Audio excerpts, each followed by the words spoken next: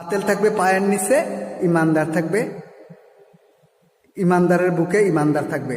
আর বাতিলদের পায়ের নিচে, ইমানদারের পায়ের নিচে বাতিল থাকবে। কারণ বাতিল কখনো বুকে আসতে পারে না।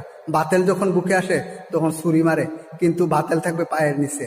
কারণ সে যত বড় মুফতি হোক, যত বড় মাওলানা হোক, যত বড় পীর হোক, যত বড় মুফতি হোক, যত বড় জমিদার হোক, কুটিপতি হোক, শিল্পপতি হোক, সব শিল্পপতিকে পায়ের নিচে ফেলে দিয়ে আমার দয়াল নবীজির মহাব্বত অন্তরে পয়দা করে আমরা যারা দিন মজুর তাদেরকে বুকে টেনে নিব।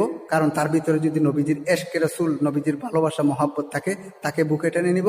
আর কুটিপতিদেরকে পায়ের নিচে ফেলাইয়া আমরা তাদেরকে লাইতেই এরপরে আমরা চলে যাব। কারণ বাতিল কখনো বন্ধু হইতে পারে না।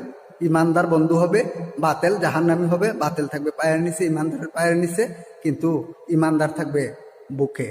সে যত বড় মুফতি হোক, আর যত বড় মুফাসসির হোক, যত বড় শিল্পপতি হোক, যত বড় কোটিপতি হোক, সে থাকবে পায়ের নিচে। সে আমার বড় হোক আর ছোট হোক। কিন্তু ইমানদার যদি ছোট হয়, তার ভিতরে এশকে রাসূল থাকে, তারে বুকে টেনে নিব।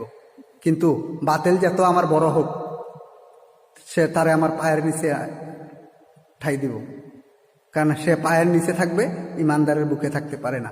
আর বাতিল কখনো হেদায়েত হয় নাই, মুনাফিক কখনো হেদায়েত হবে না, তাদেরকে হেদায়েত করলে কাজও হবে না। আসসালামু আলাইকুম ওয়া রাহমাতুল্লাহি ওয়া বারাকাতুহু।